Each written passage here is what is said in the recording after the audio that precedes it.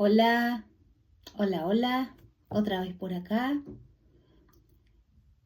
Gracias por ver estos videos, por estar ahí.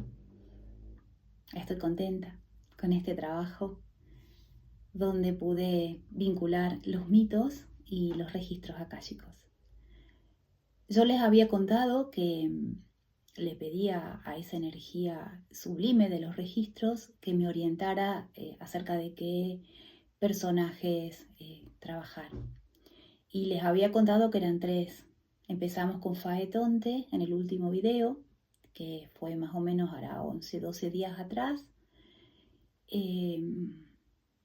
Ese tiempo me lleva, más o menos una semana y un poco más, releer el mito, dejarlo como que esa historia se vaya asentando en mí, irla comprendiendo y voy abriendo los registros y canalizando. Lo voy haciendo de a poquito.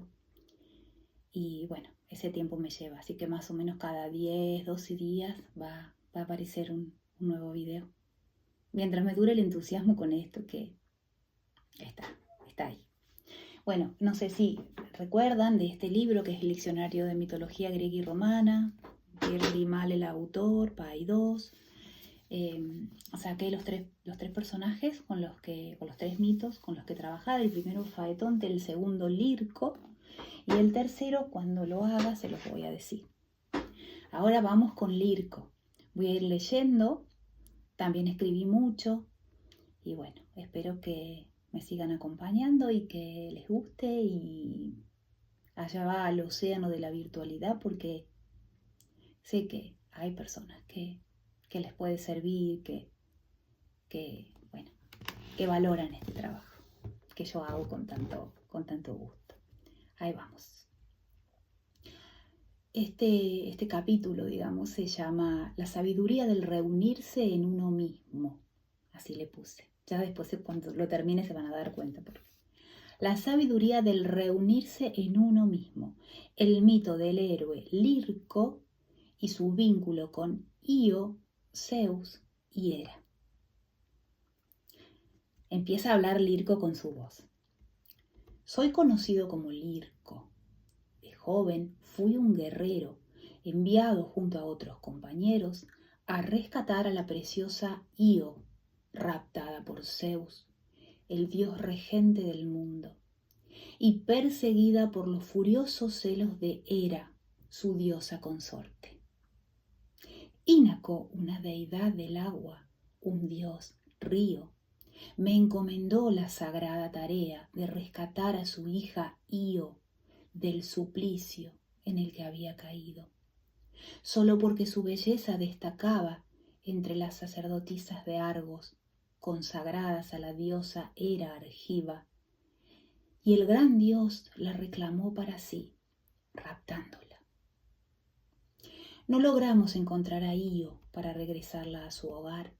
Tampoco nos atrevimos a regresar a Argos con tan mala noticia para su padre.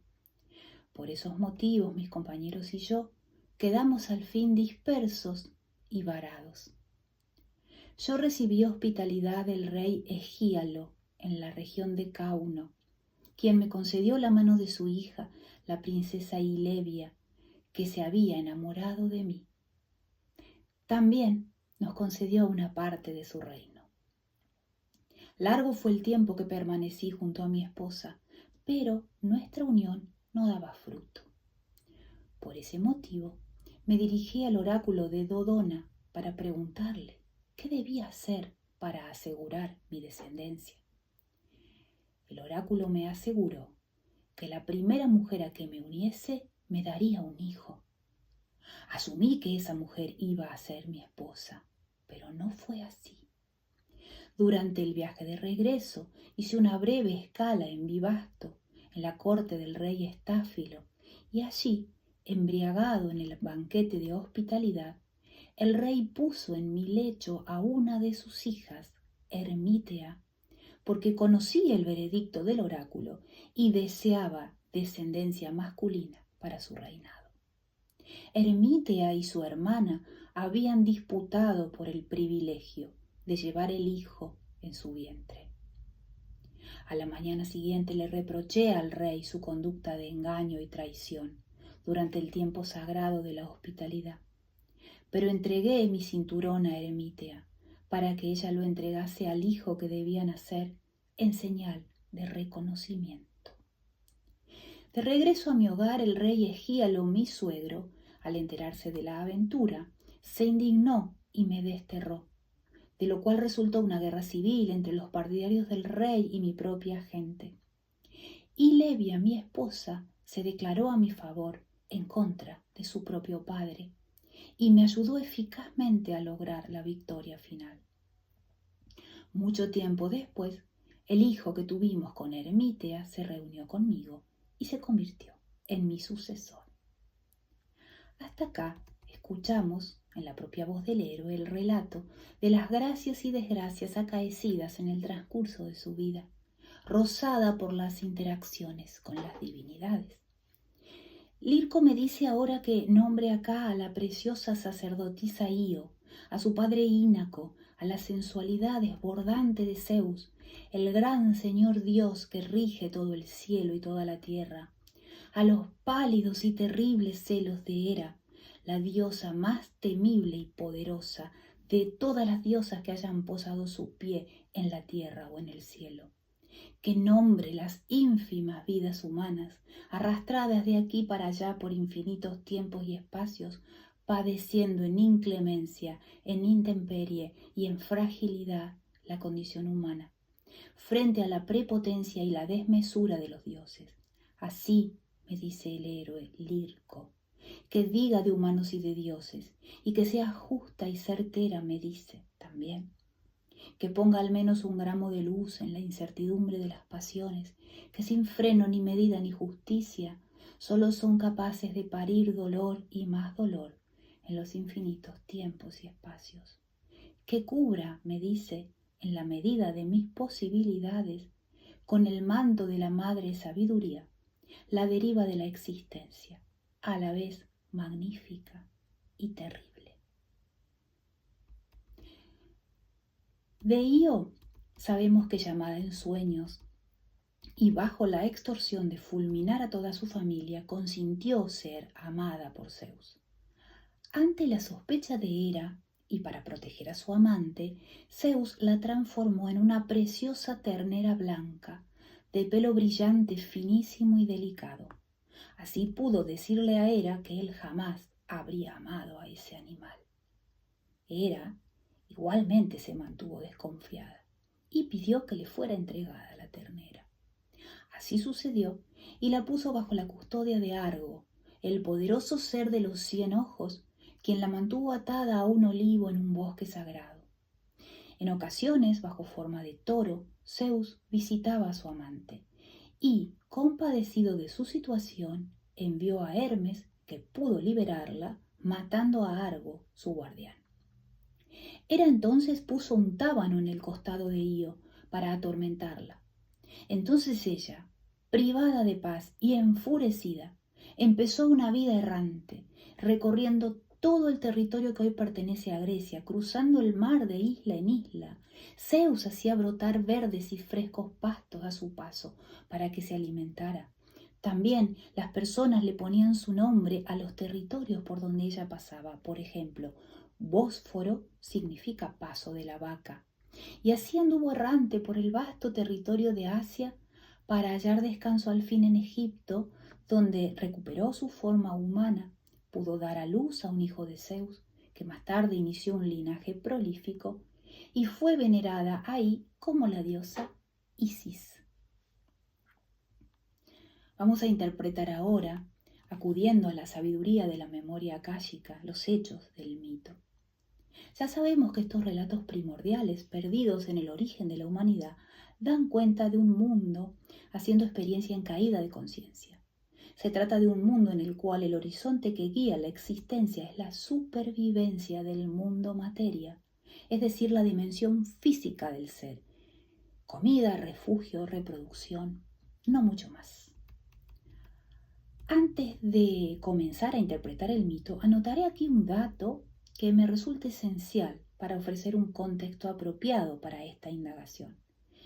y similares a estas vinculadas con los mitos, ¿no?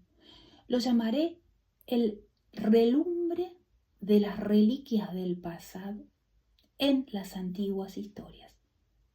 Me refiero a la experiencia de conciencia plena en la vida toda, no solo acotada a los seres humanos o a los dioses, esos humanos inmortales y todopoderosos, sujetos también a la desgracia. Están por todos lados esos restos de magia, prodigios que muy probablemente en otros sitios del universo o aquí mismo en la Tierra bajo otra frecuencia dimensional hayan sido posibles. Por ejemplo, las metamorfosis, las predicciones del oráculo, los seres antropomórficos, sirenas, centauros, gigantes y un largo etcétera. La inmortalidad, los seres naturales, por ejemplo, y ríos, mares, vientos que pueden procrear hijos humanos o antropomórficos. La falta completa de separación estricta entre los reinos que experimentamos en nuestra existencia. Desde la percepción basada en nuestros sentidos físicos, decimos que todo ese mundo es imaginería, fantasía, que todos estos entrecruzamientos maravillosos pueden ser productos de una imaginación desbordada, acicateada por el miedo del ser humano, puesto a sobrevivir en una naturaleza que fácilmente podría terminar con su débil vida. Pero nosotros tenemos nuestros órganos de la percepción ajustados al mundo materia. ¿Cómo percibían el mundo los primeros humanos? ¿Disponían de una diferente percepción comparada con la nuestra? ¿Tan limitada, homogeneizada y estricta? Creo que es válido preguntárnoslo. En este marco, suele suceder que vivimos ajustados al mundo de los 5 sentidos hasta que algo sucede. La posibilidad de morir, por ejemplo, como me sucedió a mí, que ya lo conté en uno de los videos, pero también sucede, como a veces sucede, que no morimos en ese momento y entonces la memoria ancestral despierta en nosotros y empezamos así a recordar, como me empezó a suceder a mí, también ya lo conté. Y lo que se ocultaba se desoculta, y lo que nunca nos hubiéramos atrevido ni a soñar aparece y nos habla. Y a medida que la maravilla habla, nuestros órganos de percepción sublime despiertan. Telepatía, clarividencia, clariaudiencia, son las experiencias que tengo leyendo registros, con los mitos y con personas también. Todas las semanas leo personas. Y un largo etcétera. Son algunos místicos o gente que está en este camino de despertar y activar su aspecto espiritual, lo llaman los claris. Son como si fuesen sentidos sutiles, sentidos de nuestro cuerpo de luz, nuestro cuerpo sutil, que los sabios hablan de las capas de luz que nos rodean, a este cuerpo físico que nosotros solamente en este mundo percibimos, ¿no? Entonces, podemos así acceder a las memorias de la vida toda, ajustando nuestro ser, por supuesto, poniéndonos en sintonía, en servicio a la maravilla del ser que es en nosotros. Algunas personas que trabajan en el campo de la conciencia lo vinculan en el mundo materia, o sea, se habla de eso, a la activación de las hebras del ADN, de las que no se sabía para qué servían. No recuerdo exactamente, pero creo que se habla de que toda nuestra vida la resolvemos con 2 o 3 hebras, algo así, capaz más. Y todas esas otras 12 hebras se están activando ahora, que está como despertar del espíritu. O también se habla del gran despertar de la conciencia dado por la cercanía física del planeta a una fuente de energía profunda, perfecta, total, sí, lo podemos llamar Dios, que acelera los campos de energía que somos en el plano cuántico y nuevas potencialidades se activan. De esto se hablaba, no sé si recuerdan que en 2012 se hablaba del fin del mundo, según el calendario de los mayas. En realidad, lo que había de verdad en esa información es que sí se terminaba un mundo y empezaba este, donde los humanos empezamos a incorporar o a despertar a el espíritu que siempre estuvo en nosotros. Siempre. Inclusive antes de que nosotros nos conformáramos tal cual somos ahora, ¿no? Con esto que la antropología llama el Homo sapiens sapiens. Bien, entonces, nuevas potencialidades se activan o no tan nuevas. Es muy probable que existencias con vida consciente previas a la humanidad, tal como la conocemos, las hubieran experimentado. Aquí en la Tierra, antes del gran diluvio y otras catástrofes que los mitos cuentan, cada uno a su modo y manera, como la expulsión del paraíso o el fin de las edades de oro o la salida de la Tierra sin mal. Siempre existió este conocimiento soterrado, ninguneado, desde que históricamente solo creemos y validamos lo que vemos y tocamos, desde que nuestra sensibilidad se forjó así, capaz de percibir solo el mundo material.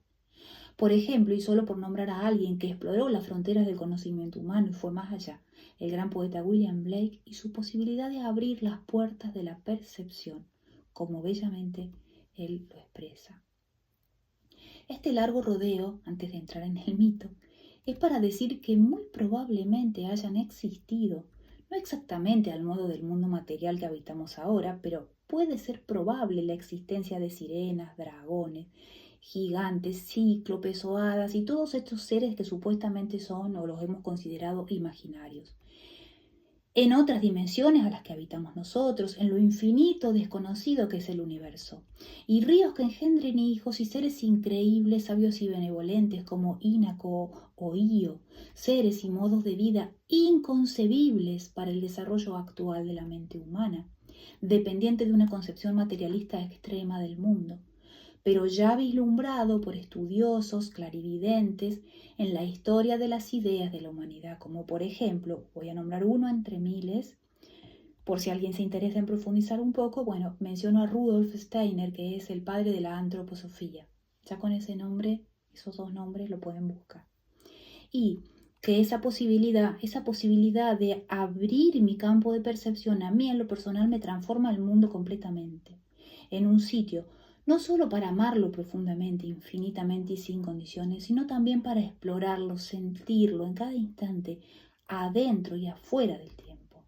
Porque así es, el tiempo tampoco es una carretera de cemento siempre igual a sí misma. No lo es, y tampoco el espacio. Así es como puede aparecer a veces frente a nuestra sensibilidad la maravilla del ser que somos y es a la vez.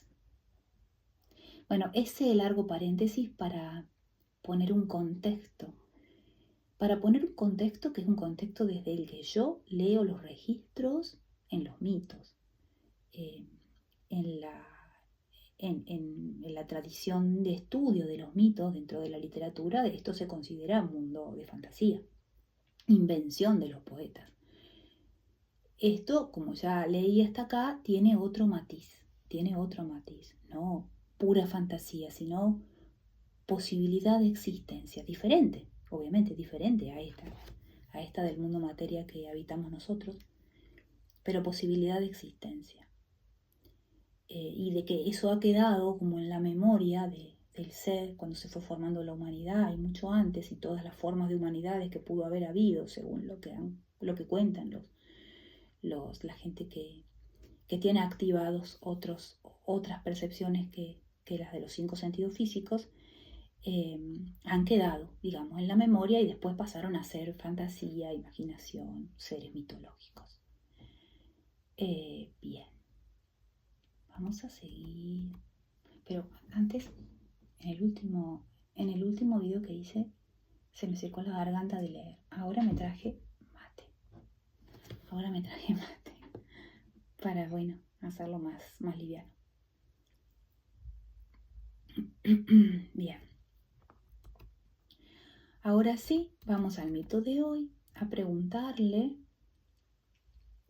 qué quiere transmitirnos, qué aprendizaje podemos recibir nosotros los humanos para nuestro mayor bien de parte de la sabiduría akáshica, a partir puntualmente de estos hechos narrados y conservados en la memoria humana. El Akasha nos habla así, de yo a tú, desde la memoria absoluta del ser total a la plenitud completa de tu alma, haciendo experiencia como ser humano aquí y ahora.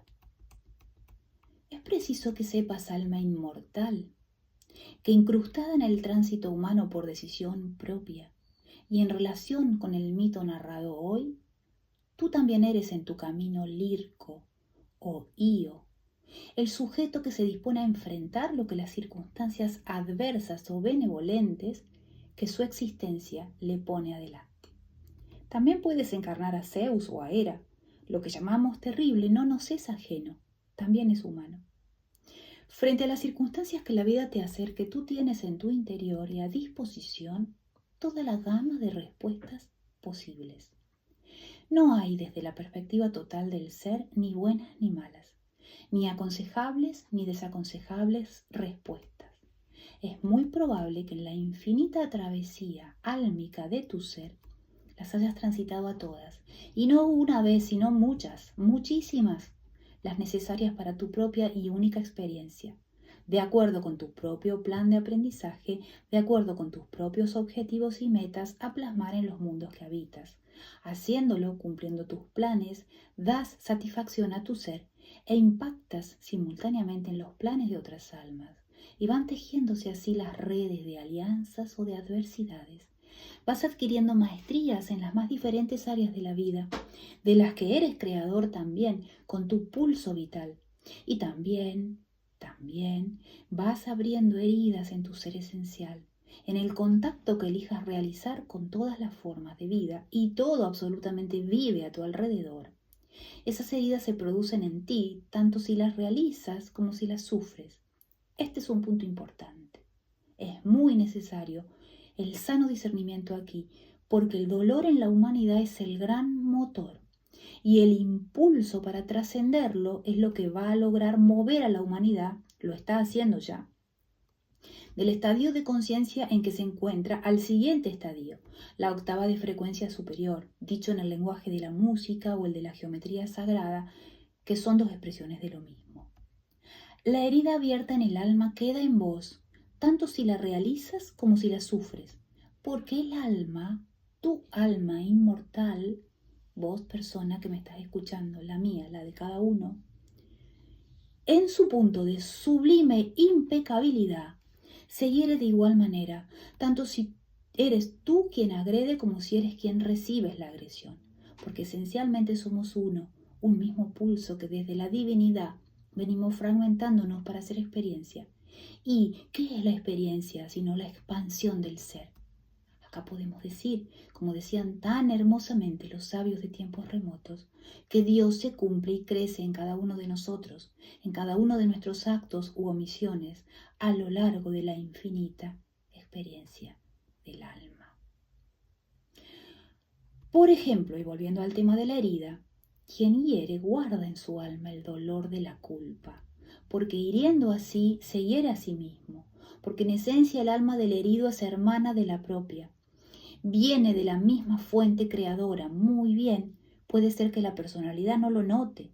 Si por ejemplo hablamos de la etiqueta mental de psicopatía, caso este en el que el síntoma principal es justamente una inhibición de la sensibilidad.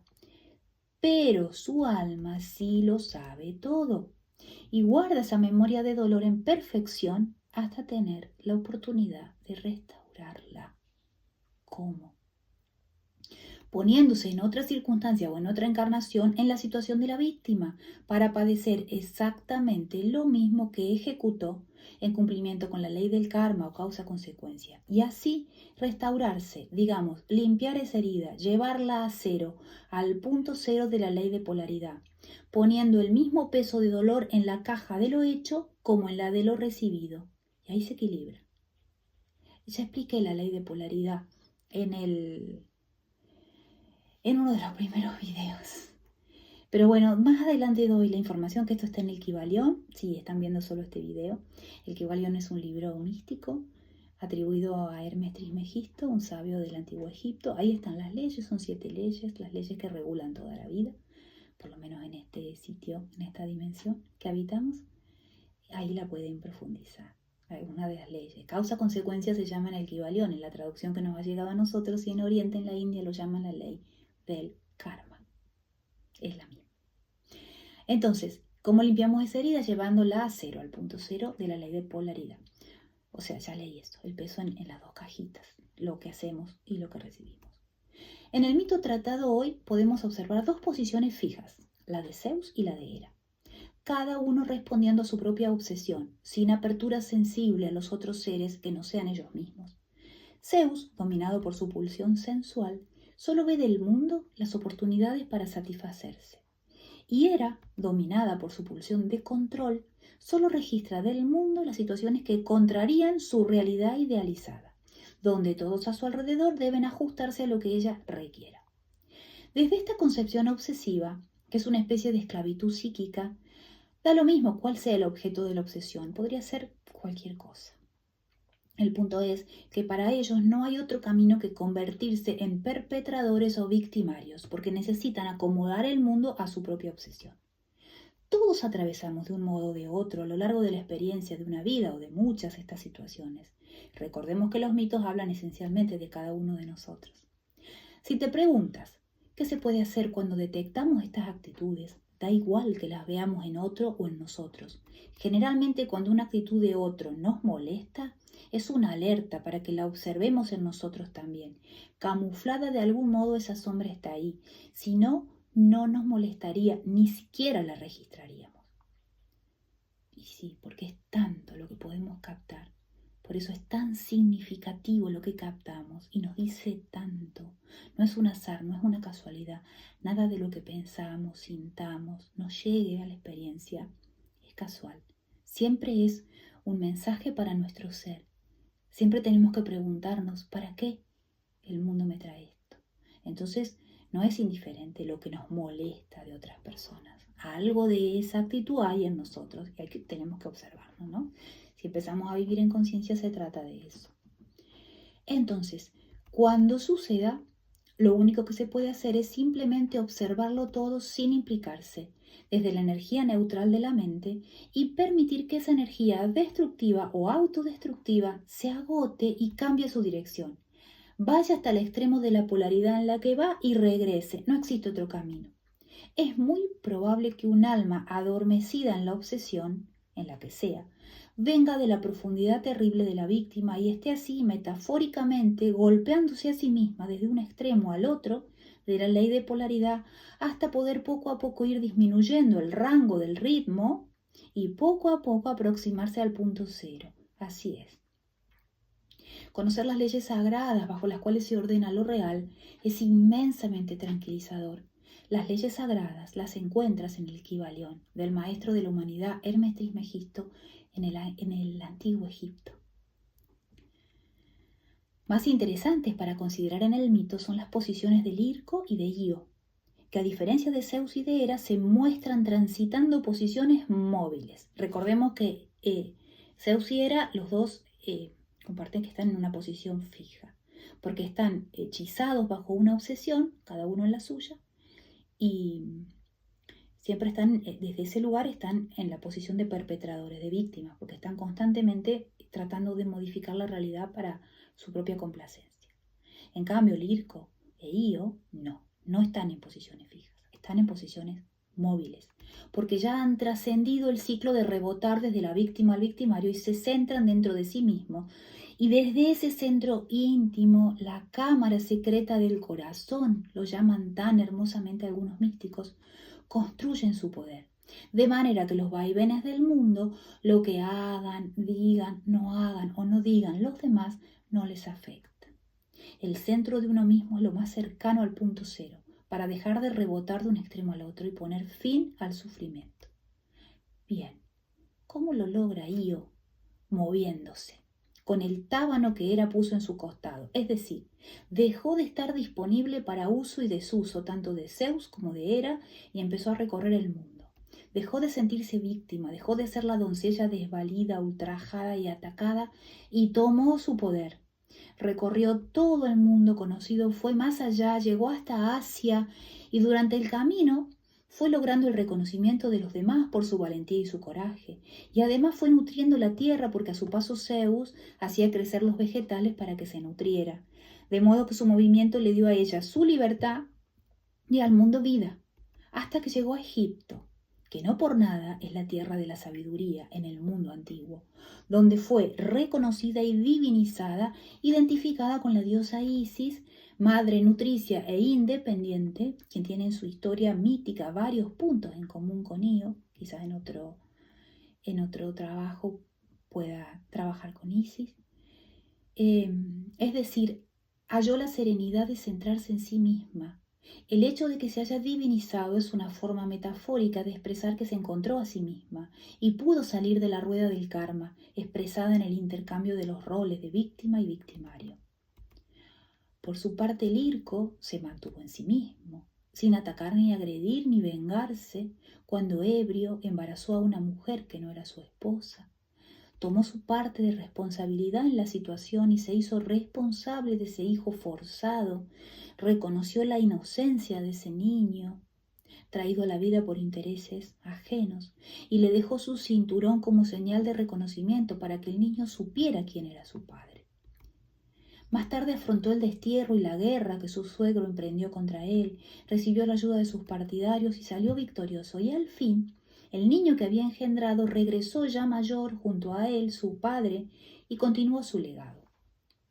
Lirco se mantuvo en equilibrio, procedió a comportarse correctamente en todas las circunstancias, se limitó a defenderse de los ataques sin tomar las afrentas de modo personal, ni indignarse ni enfurecerse, agrandando con acciones desmesurados el daño ya hecho.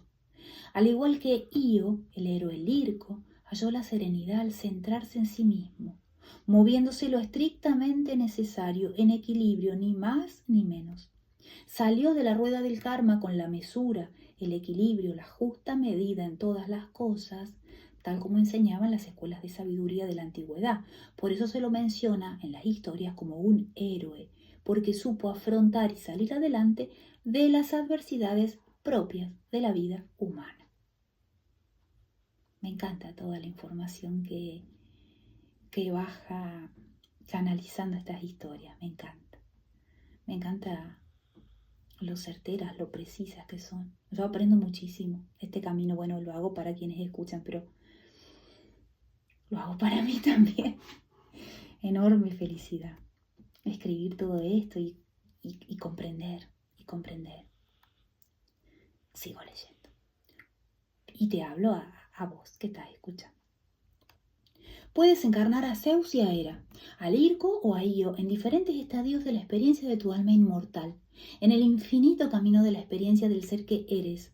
Así es, como un inmenso juego donde tienes el derecho de elegir tus acciones, puesto sobre el inmenso tablero que tiene un espacio y líneas de tiempo, para que ejecutes la experiencia infinita y llegues al fin a buscar amparo en los brazos de la Madre Sabiduría, que te acuna dentro de tu propio corazón.